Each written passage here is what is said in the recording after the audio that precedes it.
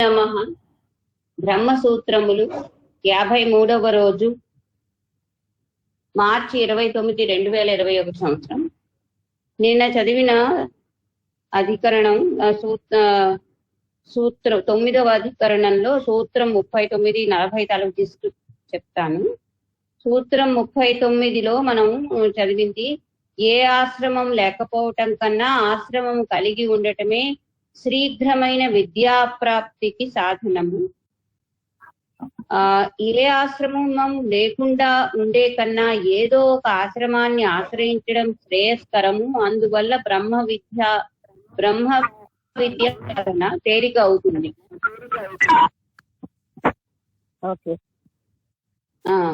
తర్వాత ఏ ఆశ్రమం లేకపోయినా విద్యా అధికారం మాత్రం నశించదు. అయితే ఏ ఆశ్రమం లేకపోవటం కన్నా ఏదో ఒక ఆశ్రమాన్ని గ్రహించడం మంచిది అంటూ 9వ అధికరణంలో చెప్పారు. తర్వాత 10వ అధికరణంలో సన్యాసాశ్రమం గురించి, సన్యాసాశ్రమంలో ఉన్నవాడు మళ్ళీ వచ్చి గృహస్థాశ్రమం స్వీకరించరాదు, ఆశ్రమ భ్రంశం పనికిరాదు. ఏదో 4 ఆశ్రమాల్లో ఏదో ఒక దాన్ని గ్రహించి మరణకాలం వరకు ధర్మపరుడై ఆ ఆశ్రమాన్నే ఆశ్రయించి ఉండాలి. అందుకనే వివాహం చేసుకొని కోరికలన్నీ తీరిన తరువాతనే సన్యాసం స్వీకరించాలి. ఒకవేళ సన్యాసి గాని పతనమైతే అధోగతి పాలవుతాడని ఈశావాస్యోపనిషత్తులో చెప్పబడింది. అది నిన్న చదివిన ఆఖరి విషయంలో. ఇవాళ అధికరణం 11, అధికారాధికరణము. హలో, వినిపిస్తున్నదా? అధికారాధికరణంతో మొదలు పెడుతున్నాం. గురుదేవ, సాధారణ బ్రహ్మచారిని ఉపకుర్వాణులు అంటారు. జీవితాంతం బ్రహ్మచర్యం వహించేవాడు నైష్ఠిక బ్రహ్మచారి. నైష్ఠిక బ్రహ్మచారి ఆపిదా లక్ష్మి? అక్కర్లేదా? అంటే కొన్ని అదే మా కాన్సెప్ట్ క్లియర్ గా ఉంది కనుక పర్వాలేదు, అయినా చెప్తాను. అదే జీవితాంతం బ్రహ్మచారిగా ఉంటే నైష్ఠిక బ్రహ్మచారి అని అంటారు అనే పాయింట్ ఇప్పుడు మనకు అవుతుంది. తర్వాత సాధారణ బ్రహ్మచారిని ఉపకుర్వాణులు అంటారు. ఏంటంటారు? కుర్వాణులు. కుర్వాణులు. నైష్ఠిక బ్రహ్మచారి, వానప్రస్థుడు, సన్యాసి, వీరు ఊర్ధ్వరేతస్థులు. వీరికి ఆశ్రమ భ్రంశం పనికిరాదు. అంటే ఆజన్మాంతం బ్రహ్మచారి ఆశ్రమ భ్రంశం పనికిరాదు. భ్రష్టులైన వారు చేసే కర్మలు విద్యాహేతువులు కావు. మరి ఇలా భ్రష్టులైన వారికి ప్రాయశ్చిత్తం ఏదైనా ఉన్నదా వివరించండి అన్నాడు నారాయణ భట్టు. భ్రష్టులైన వారు చేసే కర్మలు ఏముంటది? అవి విద్యాహేతువులు కావు అన్నారు. హేతువులు కావంటే అవి కరెక్ట్ గా ఉండవు అని చెప్తున్నారు. వాళ్ళకి ప్రాయశ్చిత్తానికి ఏమైనా ఉన్నాయా అది చెప్తున్నారు. సూత్రం 41 వివరించడం మొదలెట్టాడు రత్నాకరుడు. సూత్రం 41, నచాధికారికమపి పతనానుమానాత్ తదయోగాత్. నచాధికారికమపి పతానుమానాత్ తదయోగాత్. నచ అధికారికం అపి వతనానుమానాత్. ఇందులో మొదటి లైన్ లో పతనానుమానాత్ అని రాశారు, పదవిచ్ఛంలో వతనానుమానాత్ అని రాశారు. తదయోగాత్. ఇంగ్లీష్ చదువుతాను. నాట్, చ అండ్ అధికారికం. అధికారికం అంటే mentioned in the chapter that deals with the qualification. Okay. Appeal also. పతనానుమానాత్, ఇందులో పతనానుమానాతే రాశారు. Because of a fall in his case is inferred from the smriti. Fall అనే అర్థం. తదయోగాత్. తదయోగాత్ అంటే because of its inefficiency in his case. Inefficiency in his case. మొదట తదయోగాత్ లో బికాస్ ఆఫ్ ఇట్స్, తర్వాత బ్రాకెట్ లో ఆఫ్ ద ఎక్స్పియేటరీ సెరిమనీ అని కూడా ఉంది. ఎక్స్పియేటరీ సెరిమనీ బికాస్ ఆఫ్ ఇట్. ఆ ఇట్స్ తాలూకా మీనింగ్ బ్రాకెట్ లో ఆఫ్ ది ఎక్స్పియేటరీ సెరిమనీ అని రాశారు. ఆ తర్వాత బ్రాకెట్ తర్వాత ఇన్ఎఫిషియన్సీ ఇన్ హిస్ కేస్ అంటే మొత్తం because of it's inefficiency in his case. Inefficiency in his case. CASE. Case CASE అతని విషయం. Okay okay.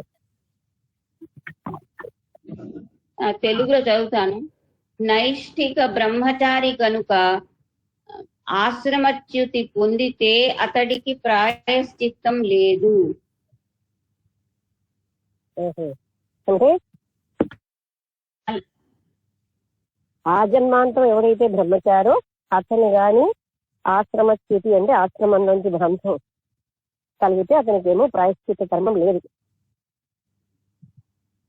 ఒకసారి డ్రైవ్ స్టాప్ అయిపోయింది, చెప్తా. ఒకసారి స్టాప్ అయిపోయింది.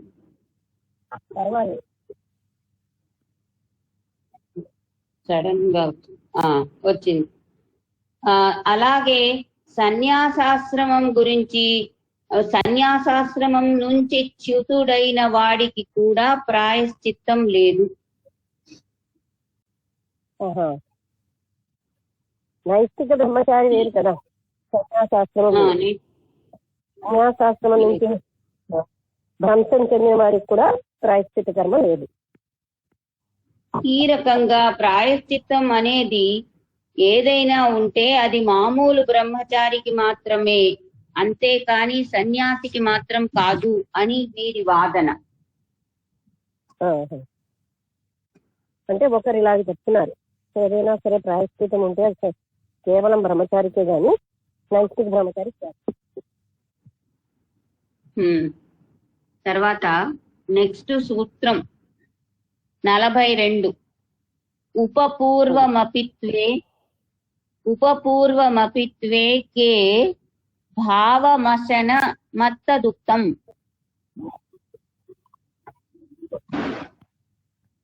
ఉపపూర్వం అపితు ఏకే భావం అశనవత్ తత్ ఉక్తం.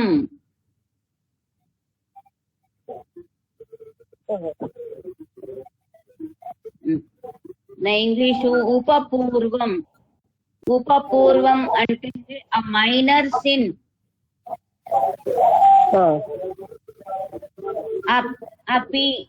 అపి టు అంటే బట్, however, ఏకే సమ్ సే భావం సమ్ SOME సమ్ అనుంది, ఏకే అంటే సమ్ అని రాసింది SOME. సే అన్నది బ్రాకెట్ లో ఉంది, సే చెప్తారు. భావం అంటే పాసిబిలిటీ ఆఫ్ ఎక్స్పియేషన్. ఆ తర్వాత అసనవత్ as in the eating, bracket లో ప్రొహిబిటెడ్ ఫుడ్. తత్ దిస్ ఉక్తం ఈజ్ ఎక్స్ప్లెయిన్డ్.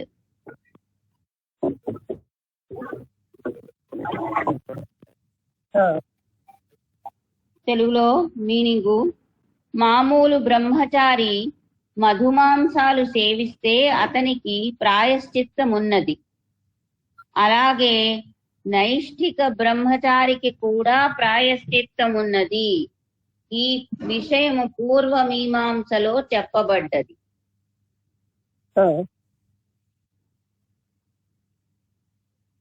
ఒకవేళ సంభోగిస్తే బ్రహ్మచారికి మాంసము మధువు ఇల్లు సేవిస్తే వాళ్ళకేమో ప్రాయశ్చితం ఉందని చెప్పబడింది.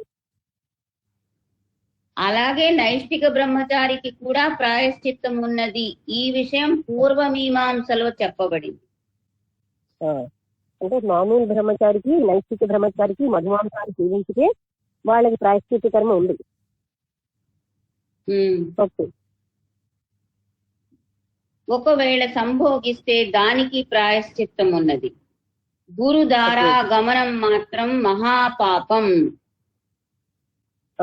దానికి ప్రాయశ్చిత్తం లేదు. అంటే గురుదారా గురుపత్న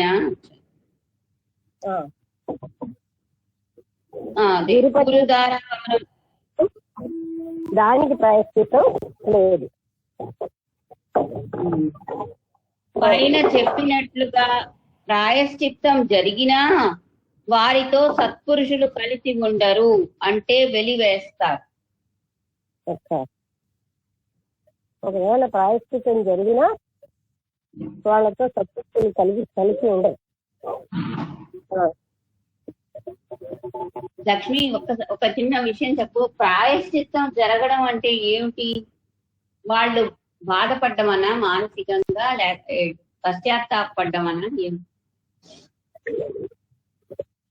అంటే ఒక రకంగా సారీ చెప్తున్నాం కదా, అదేమో దేవతలకి మిగతా వాళ్ళకి ప్రాయశ్చిత్తం చేయడం, అంటే అక్కడ అధిదేవతలందరికీ సారీ చెప్పుకుని వీళ్ళ మనస్సులో మళ్ళీ అలా చెయ్యకూడదు అనే ఒక సంసిద్ధత రావడం అక్కడ. అలా చెయ్యకూడదు అంటే ప్రాయశ్చిత్తంలో ఇప్పుడు నేను నీకు కష్టపెట్టాను, నేను కష్టపెట్టాను కనుక సారీ చెప్పాల్సిన అవసరం ఉంది మనస్ఫూర్తిగా. ఓసారి సారీ చెప్పడమే కాకుండా మళ్ళీ అలా కర్మలు చేయకుండా ఉండడం.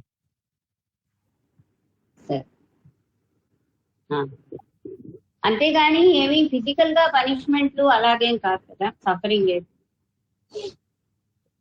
ఫిజికల్ గా లేదు అసలు. ఎక్కడా కూడా పనిష్మెంట్ అనేది కర్మ సిద్ధాంతంలో లేదనే కదా చెప్పారు.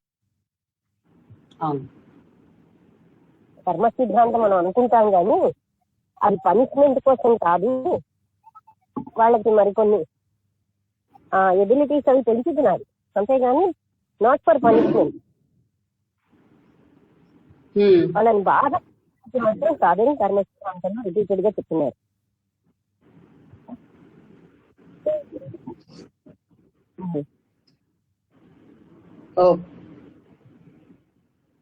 తర్వాత ఇంకొక పారాగ్రాఫ్ ఉంది. వానప్రస్థ పరివ్రాజకులకు కూడా ప్రాయశ్చిత్తం ఉన్నది అంటాడు జైమిని. వానప్రస్థ పరివ్రాజకులకు, వానప్రస్థ పరివ్రాజకులకు, పరివ్రాజకులు అంటే సన్యాసులు, వాళ్ళకు కూడా ప్రాయశ్చిత్తం ఉందని జైమిని చెప్తున్నారు. దీక్షాలోపం గనుక చేస్తే వానప్రస్థుడికి సన్యాసికి కూడా ప్రాయశ్చిత్తం ఉన్నది. వారు కృత్యవ్రతం చెయ్యాలి. కృత్రవ్రతం చెయ్యాలి.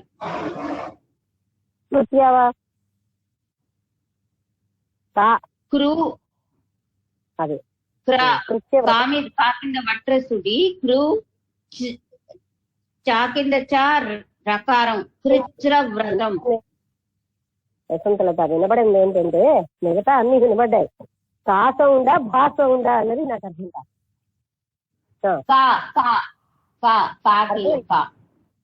ఇప్పుడు వినబడి కృత్యవ్రతం. అంటే సోమలత మినహా మిగిలిన చెట్లు చేమలకు నీరు పోసి పెంచాలి. కదా, అంటే చెట్లు చేమలకి నీరు పోసి పెంచడం అది కూడా ఒక ప్రాయశ్చిత్త వ్రతం అన్నమాట. శాస్త్ర విహితమైన ప్రాణాయామాదులు కూడా చెయ్యాలి. శాస్త్రంలో ఎలాంటి ప్రాణాయామాలు చెప్పారో అవి కూడా చేయాలి.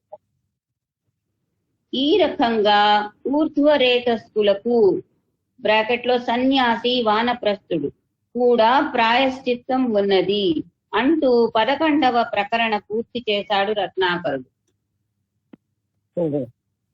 అంటే సన్యాసులకు కూడా ప్రాయశ్చిత్తం ఉందని ఆయన 11వ ప్రకరణం పూర్తి చేశాడు. అంటే ప్రాయశ్చిత్త కర్మ బ్రహ్మచారులు అంటే వీళ్ళకి ఉంది, తర్వాత సన్యాసులకు కూడా ప్రాయశ్చిత్త కర్మ ఉంది. 12 బహిరధికరణము.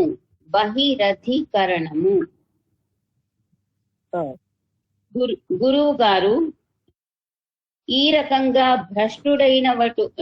భ్రష్టుడైనటువంటి నైష్ఠికునికి సంఘ బహిష్కరమున్నా వారికి ప్రాయశ్చిత్తం జరిగింది అన్నాడు కృష్ణ శర్మ. వివరిస్తున్నాడు రత్నాకర్. అంటే సంఘ బహిష్కరణ అనేటటువంటి ఉందా అది ప్రశ్న.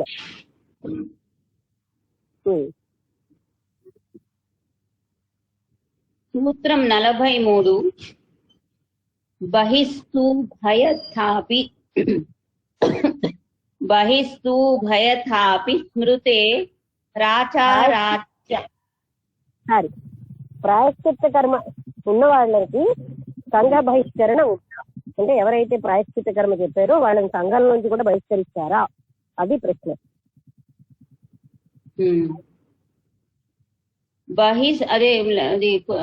బహిః తు ఉభయథా అపి స్మృతేః ఆచారాత్ చ.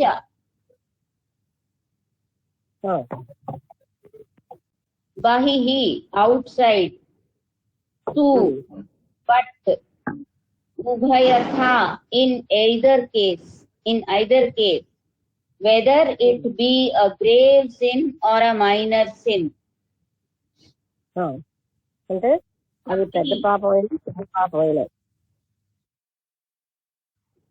Api also even smriteh on account of the statement of the smriti.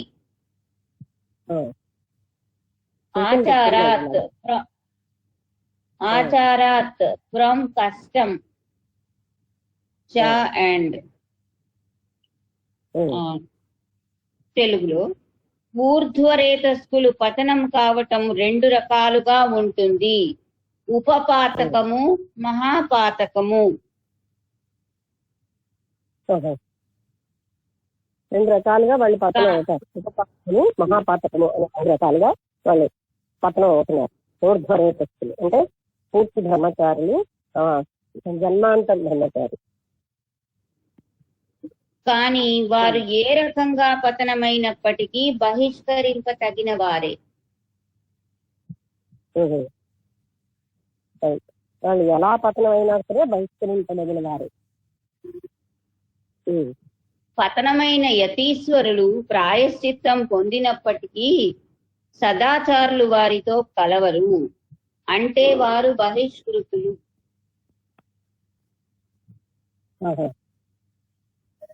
అంటే సదాచారులైన వాళ్ళు వాళ్ళతో కలవరు.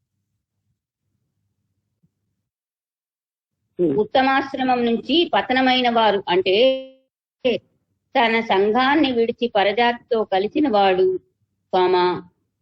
ఉరి వేసుకున్నవాడు, ఇలాంటి వారికి 2 రకాల పాపాలు కలుగుతాయి. 1 ఈ లోకంలో అశుద్ధి, 2 పరలోకంలో అశుద్ధి.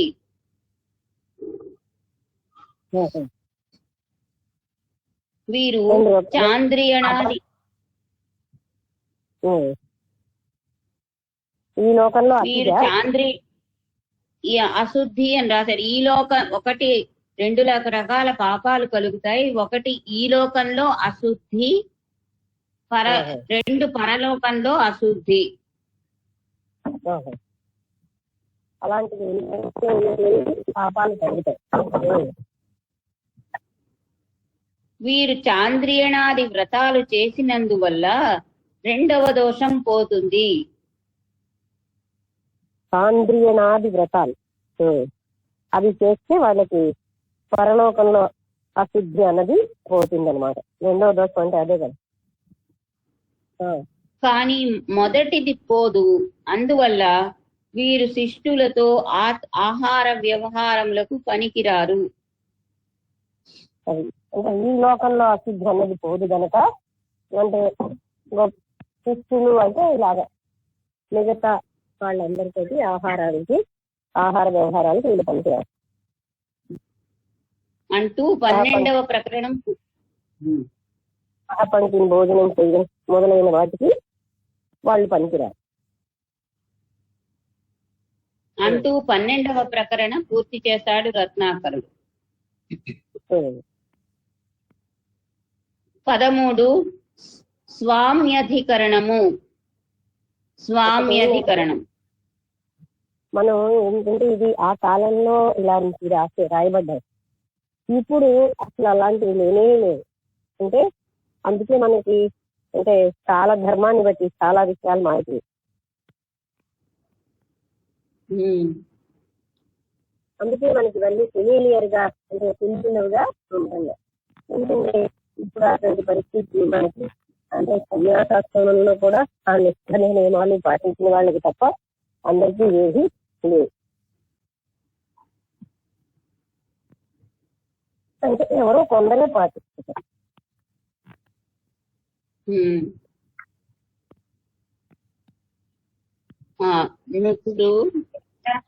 స్వామ్య ప్రకరణ శుద్ధిగా పూర్తి సన్యాసాలు తీసుకున్న వాళ్ళు అయిపోతున్నారు.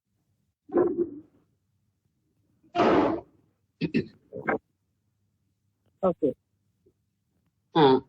గురువర్య, కర్మాంగ ఉపాసనలు ఆచరించవలసినది ఋత్విక్క లేక యజమాన అని సంశయం వెలిబుచ్చాడు నారాయణ భట్టు. ఋత్విక్ అంటే చేసేవారు. కర్మాంగాచరణలు ఎవరు యజమాని చేయాలా ఋత్విక్ చేయాలి అది అంటే సూత్రం 44 స్వామినః ఫలశ్రుతే రీత్యాత్రేయః.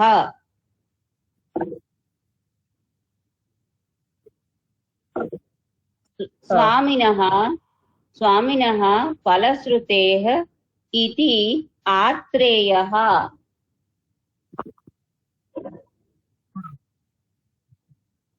స్వామినః of the master, of the sacrificer of yajamana.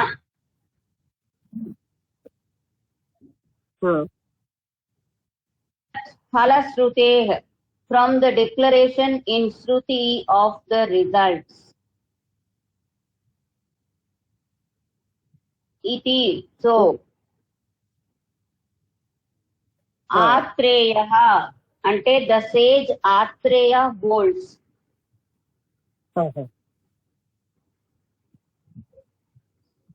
కర్మాంగోపాసనల కర్త యజమానే అని ఆత్రేయుని వాదము. అంటే ఈ కర్మాంగ ఉపాసనని యజమానే చెయ్యాలి, అంటే చేసిన వాడే చెయ్యాలి. అంటే వేరే అధ్వర్యుడిని పెట్టుకుంటాం, వ్యక్తిని పెట్టుకుంటాం కదా, అతను కాదు. ఉద్గీతాది కర్మాంగోపాసనలలో కర్త యజమానే.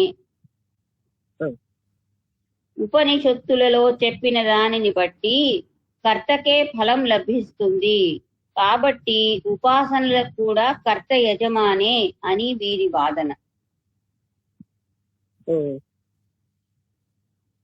ఉపాసనలకు కూడా కర్త యజమాని అంటే ఆయనే చెయ్యాలి, ఇంకెవడో చేయడం కాదు.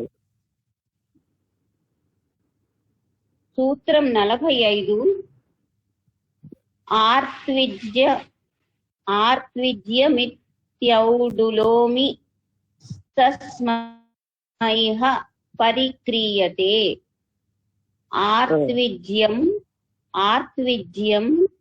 ఇతి జౌడులోమిః తస్మైః పరిక్రియతే.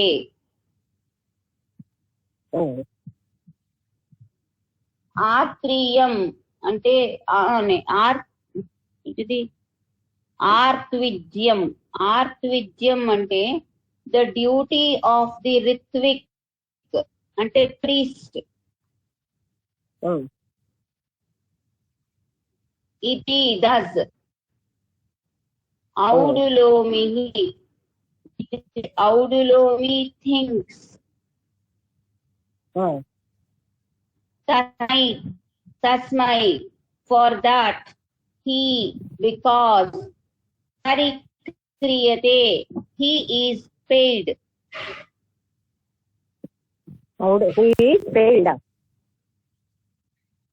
paid payment paid. ఏమిటి, దేనికి అర్థం అది? క్రియతే ఏ పదానికి? పరిక్రియ అంటే పరిక్రియతే.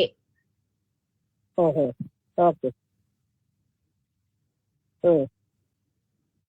ఈ ఉపాసనలకు కర్త యజమానే అని జౌడులోమి అనే ఆచార్యుడు కూడా అంటున్నాడు. యజమానికి ఫలం సంపాదించి పెట్టడం కోసం దక్కిచ్చి ఋత్విక్కును కొన్నాడు. ఏంటి, యజమానికి ఫలం సంపాదించి పెట్టడం కోసం దక్షిణ ఇచ్చి ఋత్విక్కును కొన్నాడు. అంటే మనం బ్రాహ్మణులను కొంటున్నాం. అదే అంటే మనం పురోహితుల్ని వాళ్ళని ఉంటున్నాం కదా, ఏదైనా చేస్తే అదే డబ్బులు ఇవ్వడం అంటే కొండం అనమాట. అదే హీఈస్ పెయిడ్ అంట. అక్కడ చేసేది ఋత్విక్కే కానీ ఫలితాన్ని అతడు యజమానికి సంక్రమింప చేస్తాడు అంటాడు జౌడులోమి.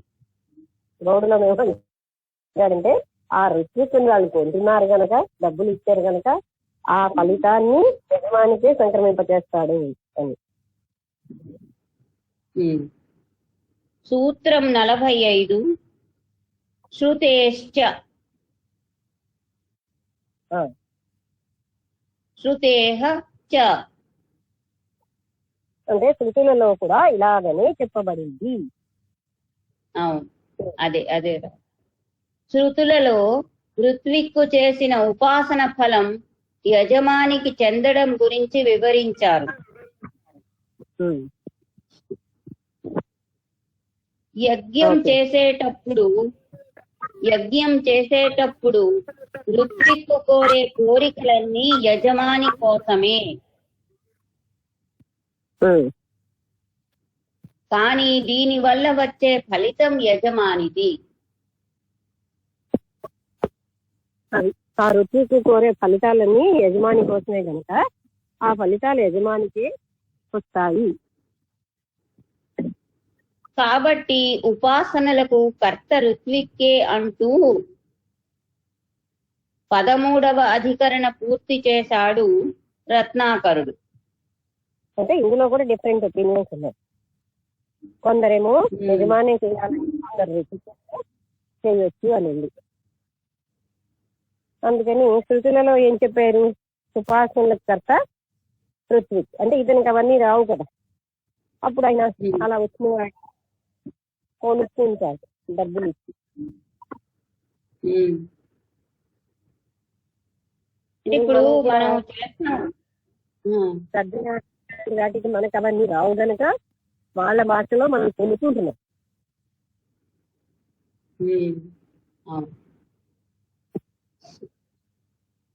నెక్స్ట్ 14 సహకార్యంతర విద్యధికరణము.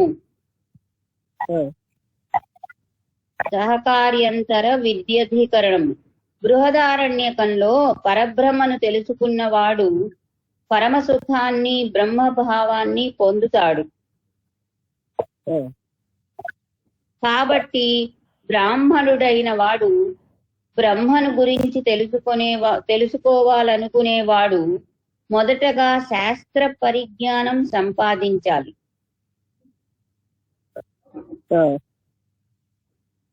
తరువాత దాన్ని దృఢపరుచుకోవటానికి మననం చెయ్యాలి. ఆ తరువాత మౌనంగా ధ్యానం చెయ్యాలి.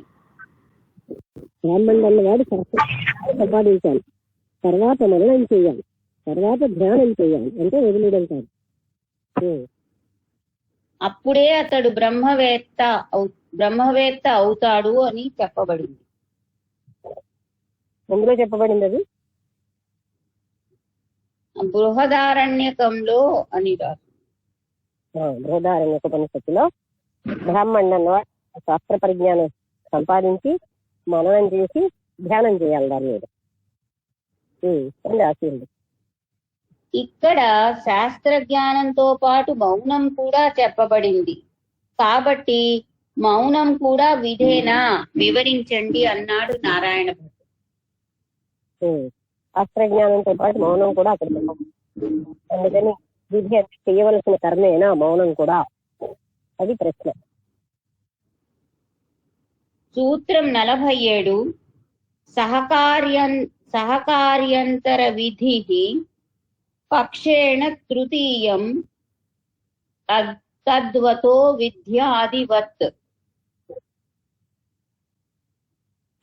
సహకార్యంతర విధి పక్షేణ తృతీయం తద్వతః విద్యాదివత్.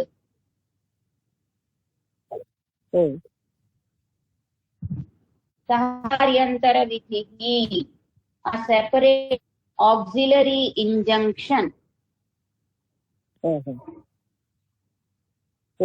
సహకార్యంతర విధి అంటే సెపరేట్ ఆక్సిలరీ ఇంజంక్షన్. పక్షేణ as an alternative.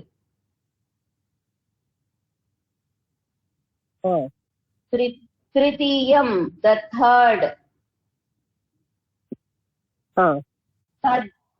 తద్వతః for one who possesses it, in brackets that is knowledge. అంటే జ్ఞానం సంపాదించిన సహకార విధిగా మౌనం చేయాలి. అంటే సహకార విధి అన్న అంటే దానితో పాటుగా ఆక్సిలరీ అంటే అదే కదా. విద్యాదివత్ అంటే just as in the case of injunctions and the like.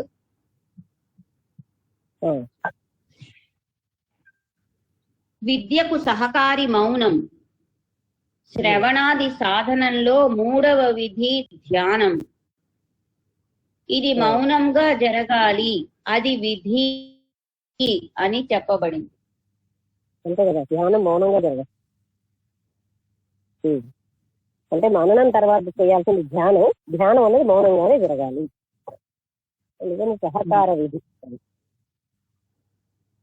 ఇక్కడ పాండిత్యం అంటే శ్రవణం, బాల్యం అంటే మననం, అత్యంత సూక్ష్మమైన బ్రహ్మతత్వ సాధనకు బ్రహ్మ ధ్యానం కావాలి. ఆ ధ్యానానికి నియమాలు అవసరం లేదు. భిక్షాటనలో కూడా అత్యంత సూక్ష్మతరమైనటువంటి జ్ఞానానికి బ్రహ్మజ్ఞానం అవసరం. ఆ బ్రహ్మజ్ఞానానికి ఏ సూత్రాలు ఏ నియమాలు అవసరం లేదు. భిక్షాటనలో కూడా చెయ్యవచ్చు. అయితే ప్రధానమైన బ్రహ్మ విద్యకు ఈ మౌనమే భిక్షాటనలో కూడా ఈ ధ్యానం అంటే స్మరణ ధ్యానాలు చేయొచ్చు, కానీ ప్రధానమైన భ్రమణకు మాత్రం ఆ ధ్యానమే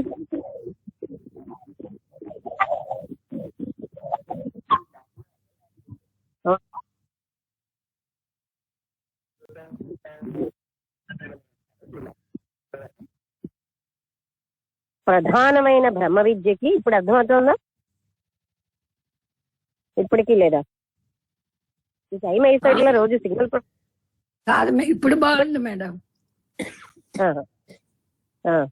ప్రధానమైన బ్రహ్మ విద్యకి మాత్రం ధ్యానం అవసరం.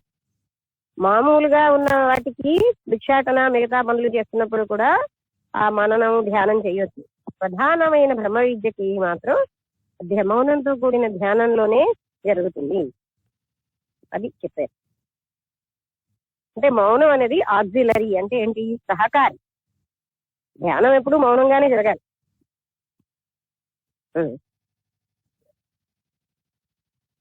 ఈ రకంగా ఏంటి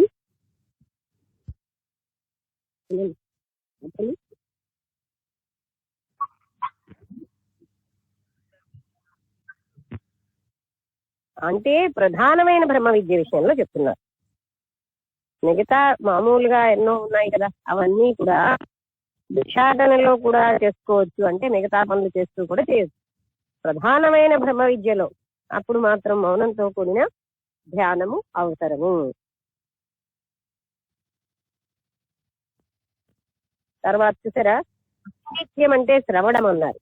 అంటే ఇక్కడ ఏంటంటే శాస్త్రాలలో శ్రవణానికి చాలా ప్రాముఖ్యత ఇవ్వబడింది.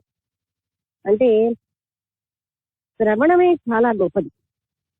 ఆ శ్రవణంలో మనకున్న అభిప్రాయాలు ఏమీ లేకుండా ఎంటీ మైండ్ తో వినగలగాలి. అప్పుడు అది లోపలికి వెళ్ళి ట్రాన్స్ఫర్మేషన్, అంటే మన లోపలను మార్చేస్తుంది కూడా. అందుకని శ్రవణానికి చాలా ప్రాముఖ్యత. అసలు శ్రావకుడుగా చాలా కాలం ఉండాలి. మనం దానికే తక్కువ ఇంపార్టెన్స్ ఇస్తున్నాం. శ్రవణం అనేది ఇప్పుడు వాళ్ళు ఇలా చెప్పారు, వీళ్ళు ఇలా చెప్పారు, ఈ పుస్తకంలో ఇలా చెప్పింది అనే భావంతో వింటే అది వినడం కాదు. ఏ భావన లేకుండా ఎంటీ మైండ్ తో వినాలి. అలాగే సందేహం అడిగేటప్పుడు కూడా దీనికి ఇది ఆన్సర్ అయ్యి ఉంటుంది అని ఆలోచించి అడగకూడదు. లేకపోతే ఆ ఆన్సరే వాళ్ళ నుంచి రావాలి అని ఎక్స్పెక్ట్ చేసి అడగకూడదు. లేకపోతే నాకు కొంత తెలిసింది అని చెప్పుకోవడానికి అడగకూడదు. లేకపోతే ఈ గురువుకి ఏమి తెలుసో చూద్దాం అని పరీక్షించడానికి అడగకూడదు. అదే శివుడి బాబా గారు కూడా పరిప్రశ్నైన సేవయ అనే దాంట్లో మనకు బోధపరిచారు. అలా అడగడం వల్ల ఉభయభ్రష్టత్వం, ఇద్దరికీ లాభం లేదు.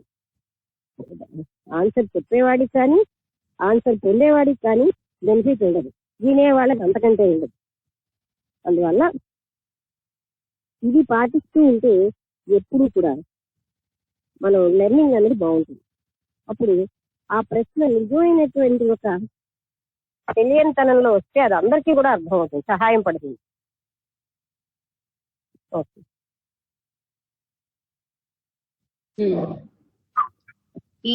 ఈ రకంగా సన్యాసాశ్రమం ఉత్తమోత్తమైనది కాగా ఛాందోగ్యంలో గృహస్థాశ్రమ ధర్మాన్ని చెప్పి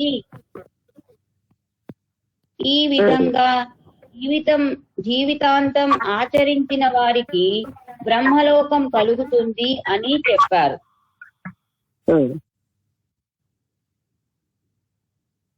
ఇలా చెప్పటం కూడా చెప్పారనమాట.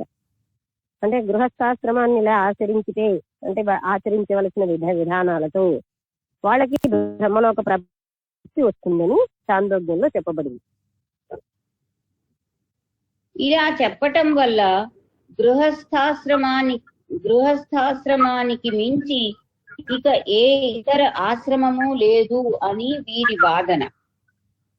అది అంటే అలా చెప్పారు గనక గృహస్థాశ్రమమే చాలా గొప్పది, దాన్ని మించిన ఇంకో ఆశ్రమమే లేదని వీళ్ళు చెప్తున్నారు. సూత్రం 48 కృత్స్న భావాత్తు గృహిణోపసంహారః. కృత్స్న భావాత్ తు గృహిణా ఉపసంహారః.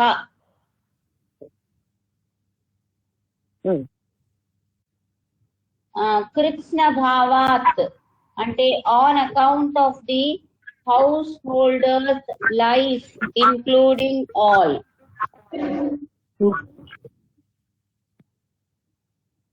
On account of the householder's life, including all, who verily grihina. Including నాకు అర్థం కాలేదు. ఇంక్లూడింగ్ తర్వాత పదం చెప్పి. All, all, all. Okay. To verily grihina by a householder with the householder grihina. ఉపసంహారః అంటే the conclusion, the goal, salvation, ends.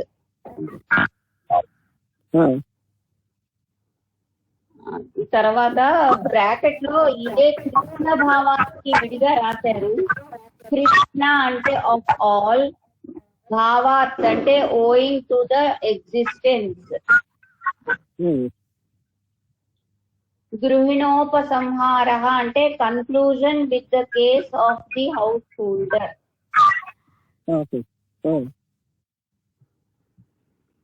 గృహస్థాశ్రమం చెప్పటం వల్ల ఇబ్బంది ఏదీ లేదు.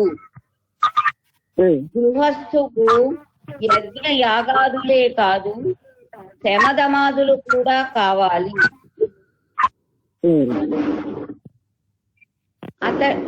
అతడికి స్వర్గ సుఖాలు కావాలనుకుంటే యజ్ఞయాగాదులు చేసి వాటిని పొందవచ్చు. మోక్షం కావాలనుకుంటే బ్రహ్మజ్ఞాన సిద్ధి పొందవచ్చు. కాబట్టి గృహస్థాశ్రమము శ్రేష్టము. అంటే గృహస్థాశ్రమంలో గృహస్థుకి స్వర్గసుఖాలే కావాలనుకుంటే యజ్ఞయాగాదులు ఇలాంటివన్నీ చేసి ఆయన స్వర్గాన్ని పొందొచ్చు. అలా కాదు, మోక్షమే కావాలనుకుంటే ఆయన సమధమాదులతో ఇంద్రియ మనో నిగ్రహాలన్నిటిపైకి ఆయన మోక్షాన్ని కూడా పొందగలరు. రెండింటికి ఆయనకి చాయిస్ ఉంది.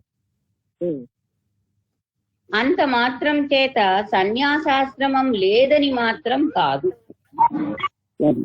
గృహస్థాశ్రమం గొప్పది అంటే సన్యాసాశ్రమానికి గొప్పతనం ఏమీ లేదని మాత్రం కాదు. సూత్రం 49. మౌనవదితరేషా మప్యుపదేశాత్. మౌనవత్ ఇతరేషాం అపి ఉపదేశాత్.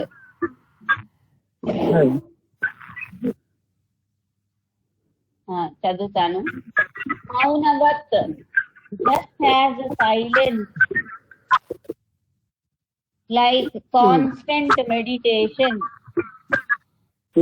like the state of a muni, sannyas. Itaresham, of the others, of the other orders of life.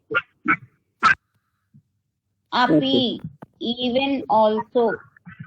Upadesha, because of scriptural injunction. శాస్త్రాల్లో చెప్పినట్టుగా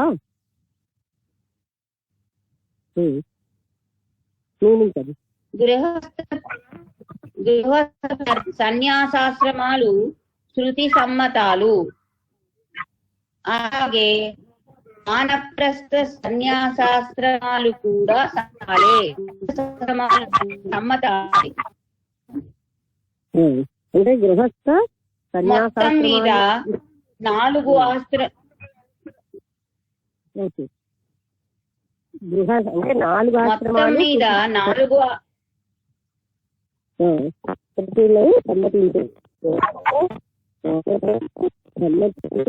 సన్యాసాశ్రమాలు 4 కూడా శృతులు సమ్మతించాయి.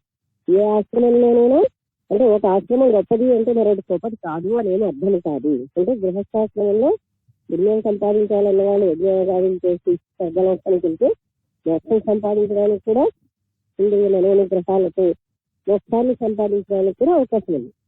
అలా అన్నంత మాత్రంలో సన్యాసాశ్రమం మంచిది కాదని కాదు. వానప్రస్థాశ్రమం, బ్రహ్మచర్యాశ్రమం అన్నీ కూడా గొప్పవి.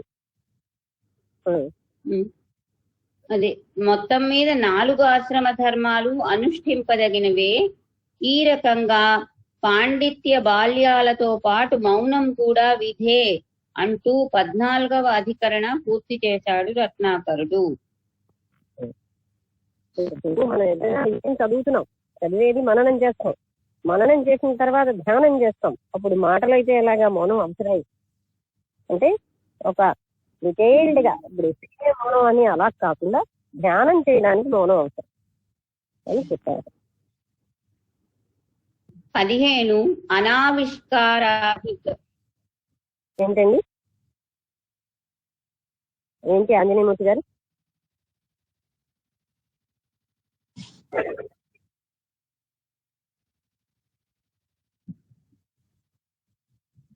ఏంటండి? బ్రహ్మచర్యం 4 ఆశ్రమాలలో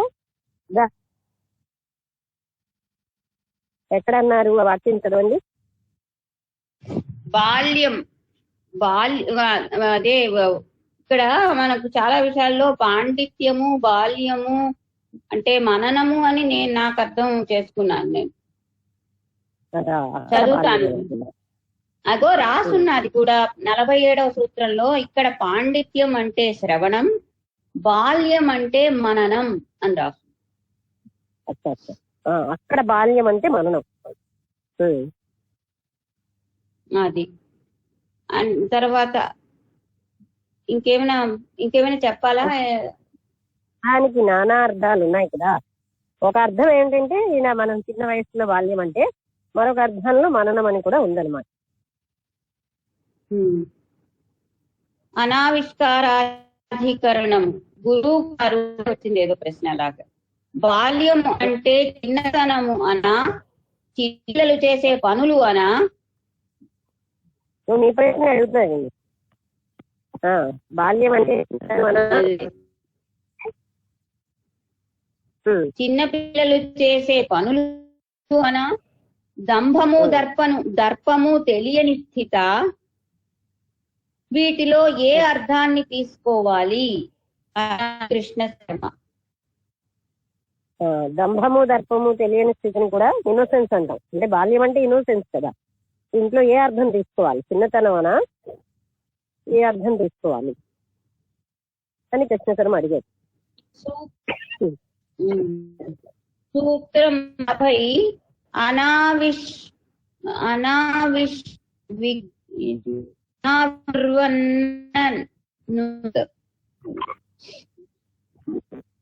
అనావిష్కుర్వన్ అన్వయ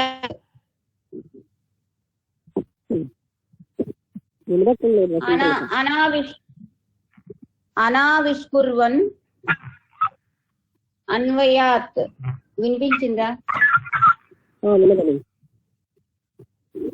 అనావిష్కుర్వన్ అంటే వితౌట్ మేనిఫెస్టింగ్ హిమ్సెల్ఫ్. అన్వయాత్ according to the context. According to the context, ఆ సందర్భాన్ని బట్టి దానికి మనం అన్వయించుకోవాలి. ఇప్పుడు బాల్య యవ్వన కౌమారం అన్నప్పుడు ఆ చిన్న పిల్లల్ని ఎంచుకోవాలి. అలాగా అక్కడ వాడిన అర్థాన్ని బట్టి మనం దానికి వాడినటువంటి సందర్భాన్ని బట్టి అర్థం ఇచ్చుకోవాలి. బాల్యం అంటే తన జ్ఞాన ప్రజలకు వ్యక్తియకుండా పవిత్ర భావం కలిగి ఉండటం. చదువు సరిగ్గా. అంటే బాల్యం అంటే తన జ్ఞానాదుల్ని ప్రజలకు వ్యక్తం చెయ్యకుండా కేవలము పవిత్ర భావం కలిగి ఉండటము. అంటే బాలకుడు ఇంద్రియ ప్రాబల్యము లేనివాడు.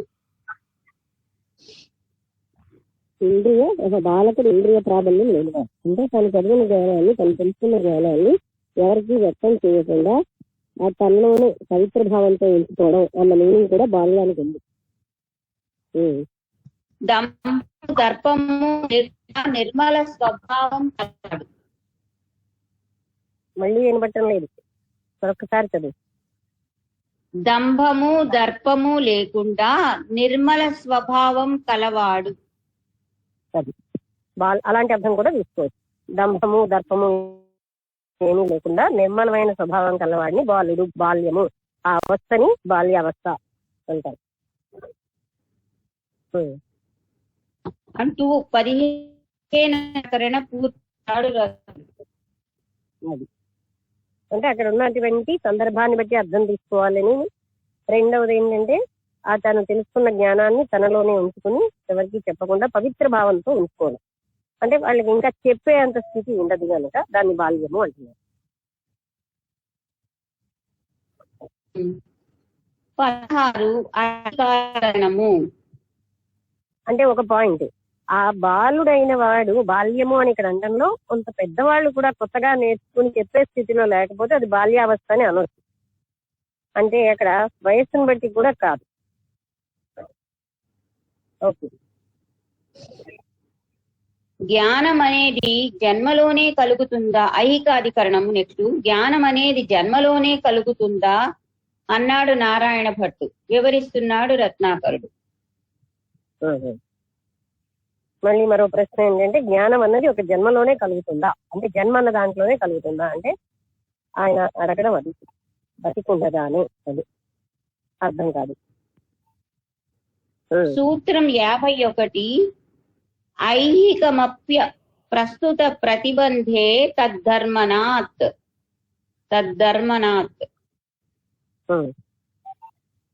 ఐహికం అపి అప్రస్తుత ప్రతిబంధే తద్ధర్మనాత్. ఇంగ్లీష్ లో ఐహికం ఇన్ దిస్ లైఫ్, అపి ఈవెన్. తర్వాత ఒక నిమిషం. అప్రస్తుత ప్రతిబంధే in the absence of an obstruction to it.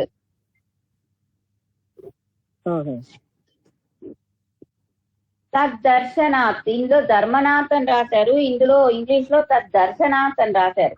As it is seen in Shruti. తర్వాత అప్రస్తుత ప్రతిబంధేకి మీ బ్రాకెట్ లో ఇంకా విడగొట్టి రాశారు. అప్రస్తుత అంటే నాట్ బీయింగ్ ప్రెసెంట్, ప్రతిబంధే అంటే అబ్స్ట్రక్షన్. చదువుతాను. శ్రవణమాది సాధనకు కర్మశేషం అర్థం కానప్పుడు ఈ జన్మలోనే జ్ఞానోత్పత్తి కలుగుతుంది. స్టార్టింగ్ లో వినబడలేదు, మళ్ళీ చదువు. శ్రవణ మననాది సాధనాలకు కర్మశేషం అడ్డం కానప్పుడు ఈ జన్మలోనే జ్ఞానోత్పత్తి కలుగుతుంది. అది అంటే ఈ శ్రవణ మననాలకి అంటే మొదలైన సాధనాలకి కర్మశేషం గాని అడ్డుగా లేకపోతే, కర్మశేషం ఉంటే అవి చెయ్యనివి, అంటే దాని మీద వెళ్ళడానికి అవకాశం ఉండదు. అది లేకపోతే ఈ జన్మలోనే జ్ఞానం కలుగుతుంది. ఒకవేళ కర్మ ప్రతిబంధకం ఏదైనా ఉంటే మరు జన్మలో జ్ఞానం కలుగుతుంది. కర్మ ప్రతిబంధకం ఏమైనా ఉంటే అంటే యువతల ఐహికమైన కోరికలు లాగేస్తున్నాయంటే వాళ్ళకి ఈ జన్మలో కలగదు, నెక్స్ట్ జన్మలో కలుగుతుంది, జ్ఞానం కలుగుతుంది, మోక్షం కాదు. వాయుదేవుడికి గర్భంలో ఉండగానే జన్మాంతర శ్రవణం వల్ల జ్ఞానం కలిగింది. జన్మాంతర శ్రవణం వల్ల ఆయన గర్భంలో ఉండగానే ఆయన జ్ఞానం కలిగిపోయింది వాయుదేవుడు. కాబట్టి ఏ అడ్డంకి లేకపోతే ఈ జన్మలోనే జ్ఞానోత్పత్తి జరుగుతుంది అంటూ 16వ అధికరణ పూర్తి చేశాడు రత్నాకరుడు. ఏ అడ్డంకి లేకపోతే ఈ జన్మలోనే జ్ఞానోత్పత్తి అంటే జ్ఞానం కలుగుతుంది. లక్ష్మి ఇక్కడికి 7:30 దాటింది, కానీ కొంచెం ఒక 2-3 పారాగ్రాఫ్లు ఉన్నాయి మొత్తం చాప్టర్ అయిపోవడానికి. రేపు కంటిన్యూ చేయాలా ఇప్పుడు చేయాలా?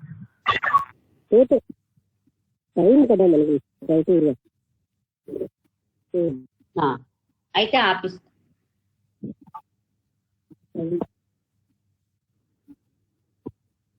అందుకని మనకి వాళ్ళంతా కూడా ఇటువంటి టాపిక్స్ అంటే ఎవరెవరికి అధికారం ఉంది, ఏ ఆశ్రమం గొప్పది, బ్రహ్మచర్యము, గృహస్థము, సన్యాసము అనే వాటిలో సన్యాసుల యొక్క ప్రాయశ్చిత్త కర్మలు అంటే ఒకవేళ పూర్తిగా జన్మాంతము బ్రహ్మచారులు నైష్ఠిక బ్రహ్మచారులు అంటారని, వాళ్ళు గాని ఏమాత్రమైనా సరే తప్పుతూ ఆ నైష్ఠిక బ్రహ్మచార్యం వాళ్ళకి ప్రాయశ్చిత్త కర్మ ఉండదని, అలాగే సన్యాసులకు కూడా లేదని, అంటే అయితే తర్వాత ఏంటంటే వాళ్ళు ఒక ఆశ్రమం నుంచి మరో ఒక ఆశ్రమానికి సన్యాసులకి మారే అవకాశం ఏమీ లేదు, దానివల్ల ప్రాయశ్చిత్త కర్మ ఉండదని. అన్ని ఆశ్రమాల్లోకి ఉత్తమమైనది సన్యాసాశ్రమం అని. ఆ విధంగా వాళ్ళ ఏ విధమైన అంటే ఆశ్రమ ధర్మాల కోసం చెప్పి గృహస్థాశ్రమం కూడా చాలా గొప్పదే అని, అన్ని రకాలైనవి అంటే అందులో పుణ్యం కావాలంటే పుణ్యం సంపాదించవచ్చు, మోక్షం కావాలంటే మోక్షం సంపాదించవచ్చు అని చెప్పబడింది. అందుకని మనం ఇప్పుడు బాల్యము అన్న పదాన్ని కూడా రకరకాలుగా అర్థాలతో చెప్పారు. మౌనం మీద కూడా చెప్పారు కదా. అంటే మౌనం చాలా అంటే అవసరమా కాదా అంటే మౌనం అన్నది అది అనుబంధంగా అవసరమే. ఎందుకంటే ధ్యానం ఏమో ముఖ్యమైనటువంటి విషయాల్లో ధ్యానం చేయాలంటే అంటే బాగా లోతైన విషయాల్లో మౌనం అవసరమే. మామూలుగా ఉన్న జ్ఞాన విషయాలను మననం చేయడం ఏ పరిస్థితుల్లోనూ చేయవచ్చు, కానీ బ్రహ్మ జ్ఞానానికి సంబంధించినటువంటి లోతైన విషయాలలో మాత్రం ధ్యానం చేయడానికి మౌనం అవసరం. మౌనం అంటే మనం ఈ ఒక్క మౌనం పట్టుకుని ఎప్పుడు పడితే అప్పుడు నోరు మూసి కూర్చోవడం మౌనం కాదు. దానికి ధ్యేయం ఏమిటి అంటే ధ్యానం కోసం మౌనం అవసరం. అదే విషయం మీద ఆ బ్రహ్మజ్ఞాన తపనతోటి ధ్యానం చేసినప్పుడు అంత లోతైన విషయాలకి మౌనం అవసరం. అంటే లేకపోయినా కూడా మౌనం అనేది మన భాషను సద్వినియోగం చేసుకోవాలి. ఎక్కడ అవసరమో అక్కడ మాట్లాడి మిగతా టైంలో మాట్లాడకుండా ఉండడం కూడా మౌనం అంటారు.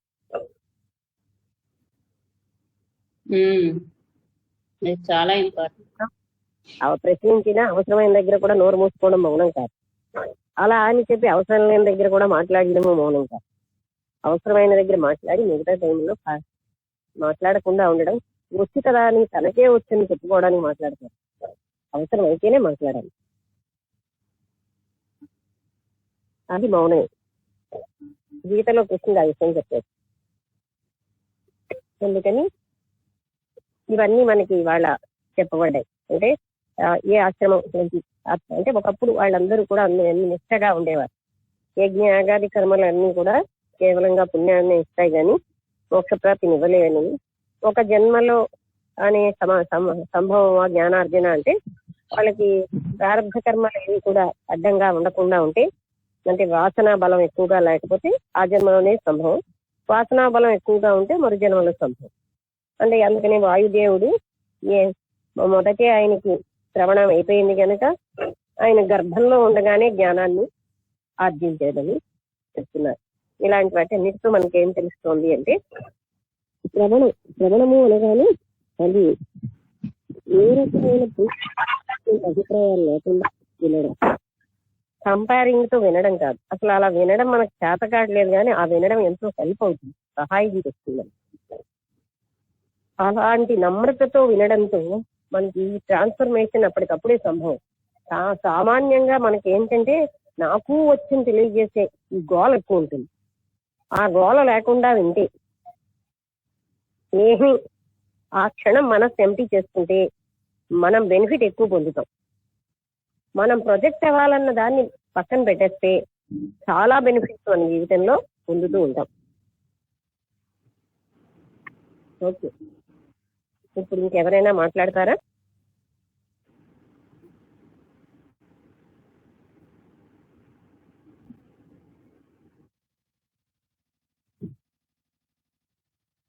నమస్తే మేడం గారు. నమస్తే అండి. మీరు అప్పుడప్పుడు వస్తున్నారు మేడం గారు. హలో హలో, వినబడలేదా? వినిపిస్తున్నాము. ఇది రెగ్యులర్ రెగ్యులర్ గా వస్తున్నానమ్మా. నిన్న కూడా వచ్చాను. మాట్లాడటం లేదు ఈ మధ్య. లేదమ్మా, నిన్న మాట్లాడదాం అనేసరికి వర్ధిని గారు అయిపోయిన తర్వాత వెనక్కి కట్టేశారు మీరు. నేను ఇచ్చాను టైం, చాలా టైం ఇస్తున్నాను, అయినా మాట్లాడటం, లేకపోతే అప్పుడు కట్టేసి ఇచ్చిన అలా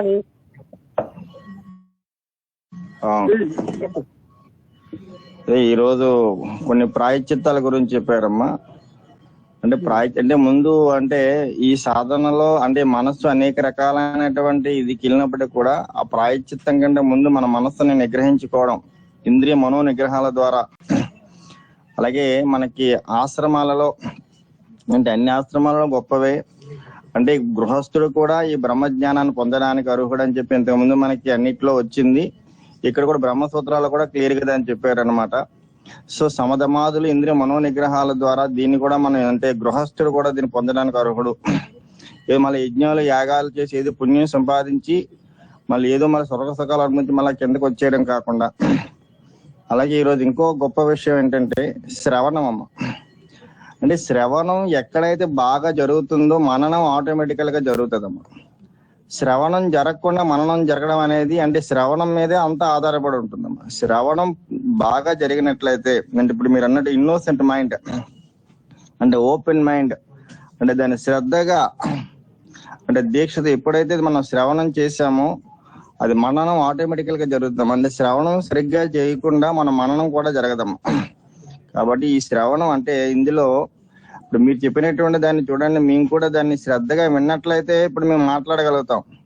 అంటే ఏదో మేము ఫోన్ పక్కన పెట్టేసి మేము ఏదో చేస్తే అది మీరు ఎంత మీరు చెప్పమని మేము అందులో మా నోట్లోంచి ఒక మొక్క కూడా బయటికి రాదమ్మా. ఎందుకంటే మాట్లాడలేము. ఎందుకంటే అది అర్థమైనటువంటి మేమేం మాట్లాడతాం. కాబట్టి ఈ శ్రవణం ఎందుకంటే గత 6 నెలలుగా మీరు రోజు 3 గంటల పాటు ఇంత కాలాన్ని వెచ్చించి గొప్పదైనటువంటి బ్రహ్మజ్ఞానాన్ని మాకు ఎంతో ప్రేమతో ఓపికతో మీరు చెప్తున్నారంటే అది నిజంగా పూర్వజన్మ సుకృతం అని మేము ఏదో సరిపెట్టుకోకుండా దీన్ని తీవ్రమైనటువంటి జిజ్ఞాస ఎప్పుడైతే మేము దాన్ని అనుష్ఠించగలిగామో తప్పకుండా మేము కూడా ఈ జ్ఞానాన్ని పొందేటువంటి అవకాశం ఉంటుందమ్మా. కాబట్టి అంటే ఈ రోజు అంటే శ్రవణం గురించి కూడా చాలా చక్కగా మనకి బ్రహ్మసూత్రాల్లో జరిగింది. శ్రవణం చక్కగా చేసినట్లయితే మననం ఆటోమేటిక్ గా జరుగుతుంది. అలాగే మౌనం గురించి కూడా వచ్చిందమ్మా. అందుకే మౌనం వ్యాఖ్య పరబ్రహ్మ ప్రకటిత తత్వం అంటారు మన దక్షిణామూర్తి తత్వంలో. అందుకే మనకి షిరిడి సాయిబాబా కానీ రమణ మహర్షి కానీ ఈ ఎక్కువ కాలం మౌనంతోనే ఏకాంతంగా ఉండడానికి ప్రయత్నిస్తారు. అలాగే రమణ మహర్షి అంటారు మౌనమే ఎడతెగని సంభాషణ అంటారమ్మా. అలాగే వేల్పూర్ లో రమణాశ్రం ఉందమ్మా. ఆయన ఇప్పటికి కూడా మౌనంలోనే ఉంటారు ఆయన. అలాగే మనకి అంటే ఆ మౌనం ద్వారానే ధ్యానం అంటే మౌనం అనేది చాలా గొప్పది ఇదేనమ్మా. అంటే మనం మాట్లాడుతుంటే అంటే మాటలలో కూడా మనకి అనేకమైనటువంటి తప్పులు కూడా దొరికేటువంటి అవకాశం ఉంది. కాబట్టి యోగులు ఇలాంటి బ్రహ్మజ్ఞాన సాధకులు అంటే ఎక్కువ మౌనం ఉండడానికి ప్రయత్నిస్తారు. అంటే మనం కూడా ఏంటంటే వీలైనటువంటి మాటలు ఎందుకు పనికిరానటువంటివి తగ్గించుకొని వీలైనటువంటి ధ్యానం చేస్తూ మౌనంగా ఉండి ఆ తత్వాన్ని మా అనుభూతి చెందడానికి మనం కూడా ప్రయత్నించినట్లయితే అలాంటి అనుభూతిని మేము కూడా పొందే అవకాశం ఉంటుందమ్మా. ఇలాంటి గొప్ప జ్ఞానాన్ని అందించిన మీకు శతకోటి నమస్కారం అమ్మా. గురువం తత్సత్.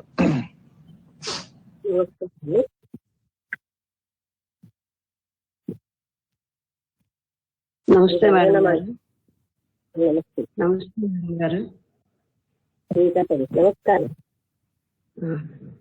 మేడం గారు. ఇవాళ చెప్పిన విషయం ఏమిటంటే ఇప్పుడే శ్రవణం గురించి, శ్రవణం, మననం, మౌనం, తర్వాత ధ్యానం, ఈ 4 ఎంత ఇంపార్టెంట్ అంటే ఇప్పుడు మాస్టర్ గారు చెప్పినట్టు శ్రవణం అనేటువంటిది చెప్పిన ప్రతి విషయాన్ని కూడా బాగా అర్థం చేసుకుని అవగాహన చేసుకుని చేయగలిగితే ప్రతిదాన్ని ఆ విషయాన్ని వినగలిగిన దాన్ని ఆ శ్రవణం చేసిన దాన్ని ఇది మననం చేసుకుంటూ ఉంటే ప్రతి క్షణం కూడా మననం చేసుకుని ఆ తర్వాత ఎంతో కాలం మననం చేసుకుండగా అప్పుడు ఏదైనా అప్పుడు దాని గురించి మననం చేసుకున్న తర్వాత ఆ విషయం బాగా పూర్తిగా అవగాహనలోకి వచ్చాక అప్పుడు మౌనంగా ఉండి ఆ తర్వాత ధ్యానంలోకి వెళ్తారనే విషయం బాగా అర్థమైందండి. తర్వాత ఏంటంటే ఎంతో శ్రద్ధగా ఉండాలి. ప్రతి దాన్ని కూడా శ్రవణం అనేటువంటి చేయగలిగితే ప్రతి ఒక్కరి జీవితంలో కూడా ఈ బ్రహ్మజ్ఞానం గురించి ఇంత బాగా మీరు చెప్తున్నందుకు ప్రతి విషయాన్ని కూడా అంత కూలంకషంగా ఎంత బాగా వివరించి చెప్తున్నారంటే ఆ విషయాన్ని ప్రతి రోజు కూడా మననం చేసుకుంటూ దాన్నే పదే పదే పదే తలుచుకుంటూ దాన్నే అవగాహన చేసుకుంటూ మళ్ళీ మళ్ళీ తలుచుకుంటూ అలా అలా అలా ఏంటంటే దాని గురించి ఇంకా మననం చేసుకుంటూ ఉంటే ఆటోమేటిక్ గా ఏంటంటే మౌనం కూడా వస్తున్నటువంటి విషయాన్ని బాగా అర్థమైందండి. తర్వాత ఏంటంటే ఈ జన్మలోనే జ్ఞానం వస్తుందా అంటే కర్మశేషం అంటే కర్మలు ఎంత ఎక్కువగా ఉంటే జ్ఞానం అనేటువంటిది కూడా ఒక ప్రతిబంధకంగా ఏర్పడిపోతుందండి. కాబట్టి ఎంత ఇంద్రియాలు ఎంత మనో నిగ్రహంగా ఉంచుకుంటే మనం ఏదైనా ఒక విషయం గురించి ధ్యానం చేయాలి అంటే ఇంద్రియ నిగ్రహం లేకపోతే మట్టికి ఏది కూడా చేయడం అసాధ్యమైనటువంటి విషయం అండి. కర్మలు తగ్గించుకుంటే ప్రతి పని కూడా చేస్తామంటే అది కర్మలన్నీ కూడా పెరిగిపోతూనే ఉంటున్నాయి. కాబట్టి జ్ఞానం అనేది ఏంటంటే కర్మలు ఎంత తక్కువగా ఉంటే అది జ్ఞానం అనేటువంటిది వస్తుందనేటువంటి విషయం అర్థమవుతుందండి. అంటే వాళ్ళు గర్భస్థితిలో ఉండగానే జ్ఞానాన్ని సంపాదించారు అంటే చాలా గొప్ప విషయం అండి. కాబట్టి ఏంటంటే అలాగే గృహస్థాశ్రమం కన్నా సన్యాసాశ్రమం చాలా గొప్పదైన విషయం చెప్పారు, చాలా బాగా అర్థమైంది. కాబట్టి నాకేంటంటే ఇవాళ శ్రవణాన్ని తర్వాత మననం మౌనం జ్ఞానం ఈ విషయాలన్నీ కూడా బాగా అవగాహన చేసుకుని నిత్యం దాని గురించి ఈ బ్రహ్మసూత్రాల గురించి తపన అనేటువంటిది ప్రతి ఒక్కరికి ఉంటే వినాలి. ఆ విన్నదాన్ని ఏంటంటే ఇంకా బాగా అర్థం చేసుకుని ఇంకా ఎంతో దాన్ని మౌనంగా ఉండి దానిలోకి జ్ఞానంలోకి వెళ్ళగలరు అనేటువంటి విషయం అర్థమైందండి. మీరు ఇంత బాగా వివరించి చెప్తున్నందుకు ధన్యవాదాలండి. నమస్కారాలు. నమస్తే మేడం. మీరు రాజమండ్రి వెళ్ళిన దగ్గర నుంచి మాకు క్లాసు రావట్లేదు, చేయట్లేదేమో అనుకున్నాను. ఈ రోజు వచ్చిందండి.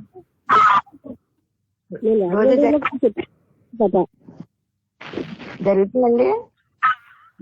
రాజమండ్రిలో కూడా నేను చెప్పాను, ఒక్క ట్రైన్ కి బయలుదేరే టైం కుదరక ఆ రోజు చెప్పలేదు. వచ్చాక కూడా నిన్న రాత్రి కూడా రాలేదండి. రోజు పెడుతున్నాను. ఇప్పుడు అందరికి సిగ్నల్ ప్రాబ్లమ్స్ చెప్పలేదు.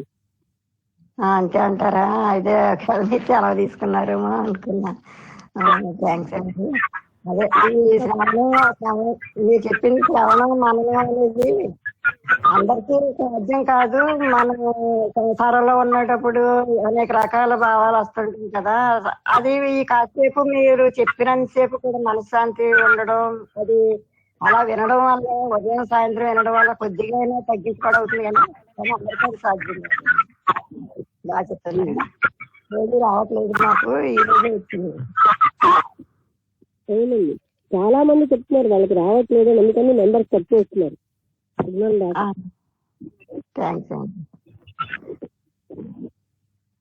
ఓకే అండి.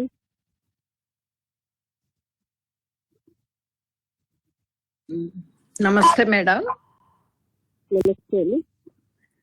ఈరోజు చాలా ప్రాబ్లం ఉందమ్మా, సిగ్నల్ ప్రాబ్లం. ఇవాళ ముఖ్యంగా విన్నది ఆ శ్రవణం అనేది చాలా డిస్టర్బెన్స్ తో విన్నామమ్మా ఈరోజు. కానీ చాలా అర్థమైంది అన్ని విషయాలు. మనకి ఆ డిస్టర్బెన్స్ ఉన్నా మళ్ళీ రిపీట్ చేయటం వల్ల బాగా అర్థమైంది. ప్రతి ఒక్కళ్ళు మాట్లాడేటప్పుడు ఇప్పుడు నేను మాట్లాడుతున్నా మీకు డిస్టర్బెన్స్ రావచ్చేమో, నాకు తెలియట్లేదు. కానీ ఆ సౌండ్స్ విపరీతంగా వస్తున్నాయి, క్లారిటీ చాలా తగ్గిపోతుంది. అదే వాళ్ళ చాలా బాగుందమ్మా. ఈ ఆశ్రమాలు అన్ని సన్యాసాశ్రమం, గృహస్థాశ్రమం అన్నిటి గురించి కూడా బాగా అర్థమైంది.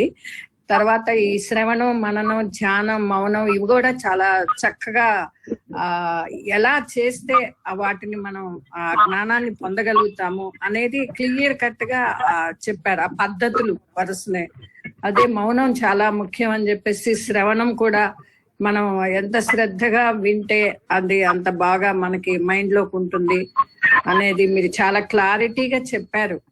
అవును, మనం కొంత అర్థమైంది అన్నట్టుగా దాన్ని తేలిగ్గా తీసుకోవటము ఇలాంటివి కూడా జరుగుతుంటాయి. అలా కాకుండా మనకి ఏమీ తెలియనట్టు ఒక ఏది ఆ ఏమి తెలియని స్థితిలో ఉన్నట్టుగా వింటేనే మనకి వెంటనే బాగా వస్తుంది. అదే మనం దాని యొక్క అర్థాన్ని తెలుసుకోగలుగుతాము. అది అన్ని బాగుంది. తర్వాత వాయుదేవుడు గర్భంలోనే ఆ జ్ఞానాన్ని పొందాడు అంటే ఎవరి గర్భం ద్వారా వాయుదేవుడు? నాకు అది అక్కడ పాయింట్ నేను క్యాచ్ చేయలేకపోయాను. అంటే అదే తెలియదు, నాకు తెలియదమ్మా. వాయుదేవుడు ఇప్పుడు ఆంజనేయుడు పవన పుత్రుడు అని తెలుసు, కానీ వాయుదేవుడు ఎవరు పుత్రుడు అనేది నాకు తెలియదమ్మా. అసలు ఏంటంటే ఈ పంచభూతాలన్నిటినీ పరబ్రహ్మ సృష్టించడం, పరబ్రహ్మ స్వరూపమే.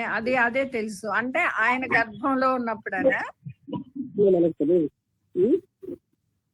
అమ్మా ఇంకేదైనా పురాణంలో ఆయన జన్మించినట్టుగా చెప్పారేమో కదా. ఇక్కడ మనకు కావాల్సింది ఏంటంటే ఆయన ఇంకా జన్మ తీసుకోకుండానే ఆయన జ్ఞానం వచ్చింది. అది ఇంకే అలా అనుకున్నాను, కానీ మళ్ళీ ఆ డౌట్ ఎందుకు పెట్టుకోవాలి మనసులో అని. ఇప్పుడు ఈ పంచభూతాలు కూడా ఆయనలో నుంచి ఆ పరమాత్మ తత్వం నుంచి వచ్చాయని తెలుసు కదా.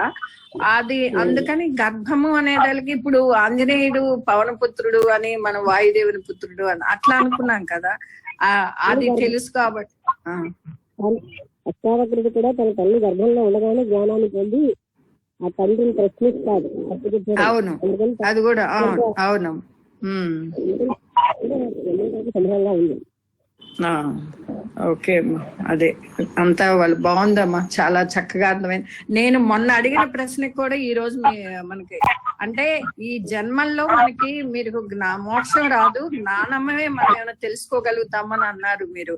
అంటే ఇక మోక్షం సిద్ధించదమ్మా మనకి జన్మల్లో అని నేను క్వశ్చన్ వేస్తే మీరు అన్నారు అనమాట. అంటే ఈ కర్మాంగాల వల్ల రాదు, ఓన్లీ జ్ఞానమే వస్తుంది, మోక్షం రాదు.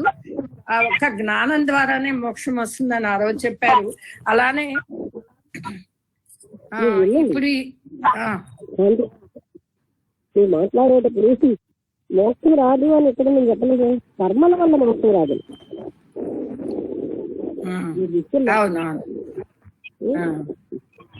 కర్మల వల్ల మోక్షం కాదన్నాం కానీ జ్ఞానం వల్ల మోక్షం వస్తుందన్నా సర్వస్వాల్లో చెప్పగలి.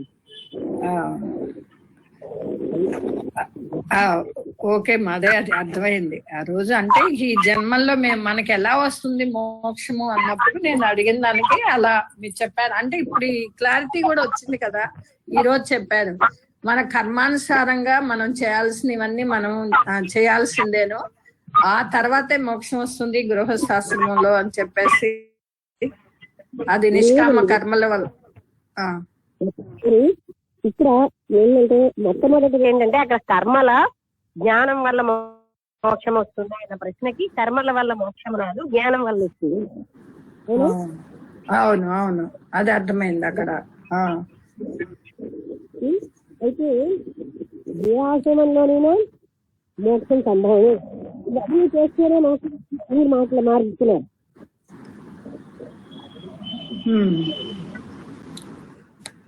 కావాలన్న వాళ్ళకి ఆకర్మం చేసుకుంటారు. జ్ఞానం కావాలి అనే వాళ్ళకి సమరమాటలు ఆచరిస్తారు. ఇలా ఎన్ని ఆచరిస్తే బ్రహ్మజ్ఞానం వస్తుందని ఎక్కడ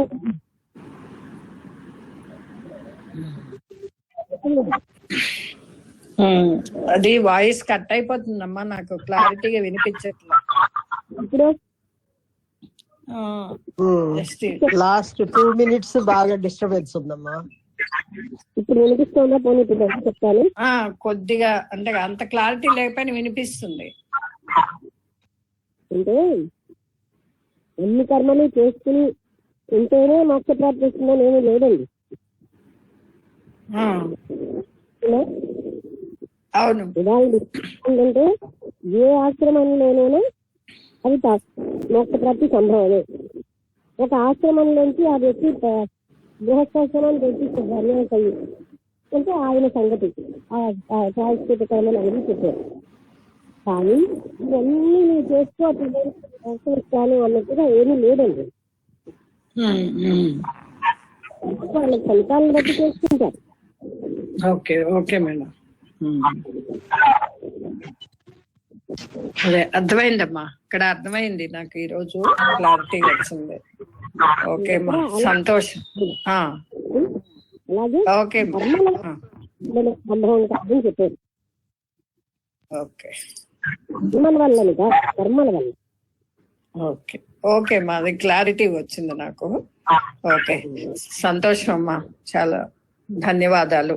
ఓకే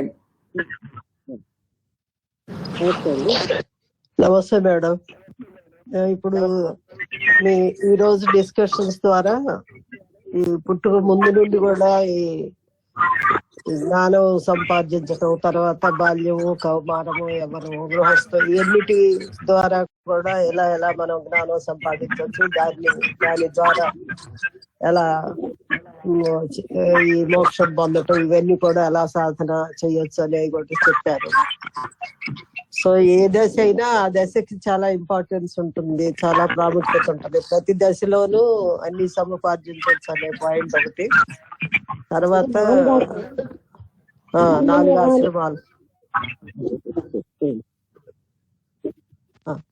అదే 4 ఆశ్రమాల్లోనూ దాని ప్రాముఖ్యతను బాగా వివరించారు. అలాగే జ్ఞానానికి సంబంధించిన విషయాలు, శ్రవణం అనేది ఎంత ఇంపార్టెన్స్ అనేది చక్కగా చెప్పారు. శ్రవణము, మననము, మౌనము, యోగము, ఈ అన్నిటి 4 యొక్క ప్రాముఖ్యత కూడా చక్కగా వివరించారు. సో మన దశలు, తర్వాత శ్రవణం అనేది ఎందుకు అంత ఇంపార్టెన్స్ అనేది, ఫుల్ ఫ్రీ మైండ్ తో వినాలి అనే విషయం కూడా చక్కగా ఉంది. సో దాని ప్రాముఖ్యతలను అన్ని తెలుసుకున్నాము. చాలా సంతోషం. బాగుంది. Hello hello Lakshmi, hello hello hello. ఏం లేదు, నేను ఇంగ్లీష్ ది చూస్తున్నాను. తెలుగులో మనకి వాయుదేవుడు అని రాశారు. ఇందాక ఆవిడ ప్రశ్నించారు కదా, వాయుదేవుడు ఏమిటని. ఇది ఇంగ్లీష్ లో వామదేవుడు అని రాశారనమాట. ఇంగ్లీష్ లో వామదేవుడు వాయు అని లేదు. అదే నేను ఒకసారి చెప్తాను. అచ్చుతప్పులు వచ్చాయి.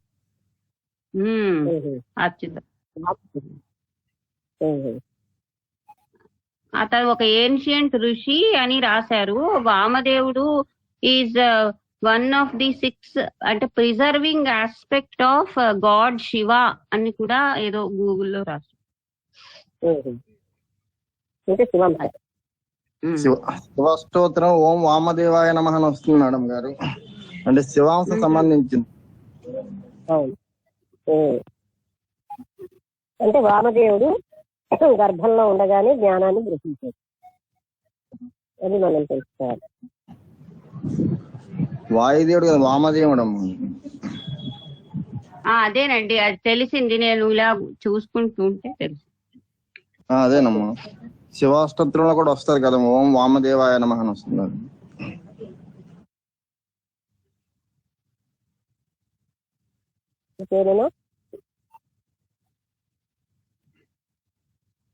ఎవరైనా మాట్లాడతారా?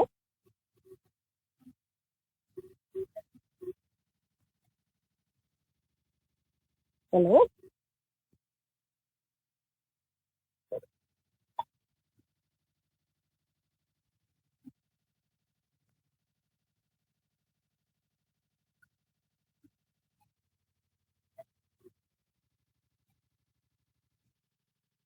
ఇంకెవరైనా మాట్లాడతారా? ప్రతి ఒక్కరూ మాట్లాడాలని, అంటే కఠినంగా ఉన్నదైతే మిమ్మల్ని అడగట్లేదు, ఈజీగా ఉన్నా మీరు మాట్లాడారు. కఠినము ఈజీ కాదు, కానీ ఈజీ చాలా.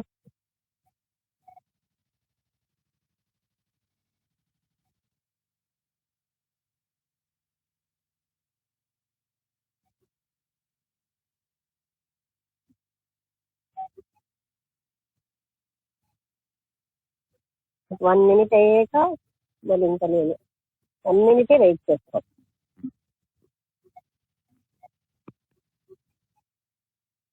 ఎవరైనా మాట్లాడవేసుకుంటే మాట్లాడండి.